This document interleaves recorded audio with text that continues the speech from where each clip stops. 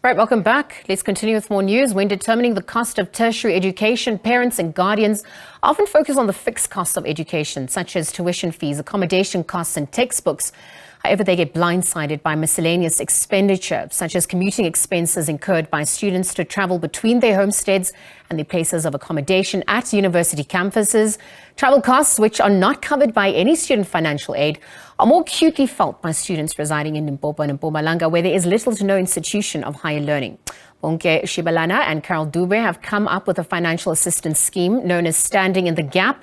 It will cover commuting expenses of students facing financial hardship from their homestead to university campuses. Bonnke, in fact, joins us to chat a little bit further about that online. Bonnke, good afternoon. Thank you for your time with us here on the SABC. Good afternoon, Lizel. Perhaps you could explain the problem or the phenomenon occurring and how you're aiming to solve it through this initiative to assist the future labor force of South Africa. What impact has it had on students actually finishing their qualifications? I think if you look at the current rate of income per household in South Africa, only 73% of the household earns about 6,000 rand per month. That's one. Number two, a majority of all high education institutions are based outside Limpopo or Mpumalanga. And we felt that there is a gap in there to try and assist those who want to study, those who want to change the world, those who want to be empowered. And we realized that most of the current bursaries or companies will focus on the fixed cost, which is mostly your tuition cost, which is mostly your accommodation cost, but people forget about the variable cost, which crop in and sometimes can hamper someone from going back to university. And I'm talking from experience, coming from Limpopo, having studied in PE, I know that variable cost can crop in between studies or at holiday times and can stop someone from being the best that they can be in this world. And we felt as the Alua group that here is a gap in the market.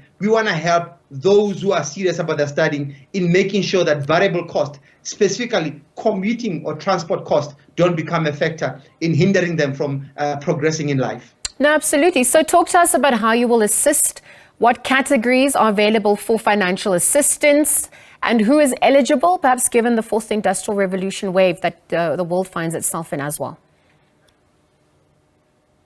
I mean, being black and being South African, I think the worst thing that we can do is to make someone justify why they're poor.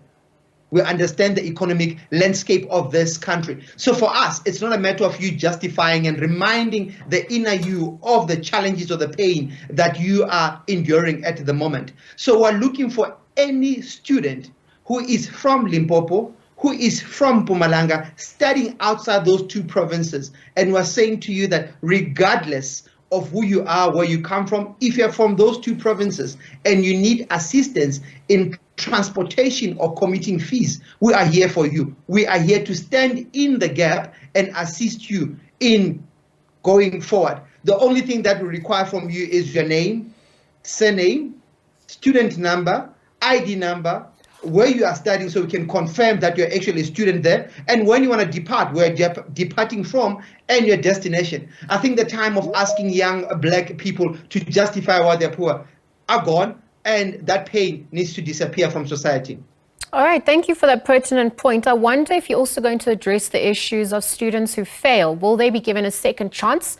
Privilege often affords some students the ability to fail and get a second chance. Has that been factored in? Lizel, to be honest, I failed more than once, twice, 3 times.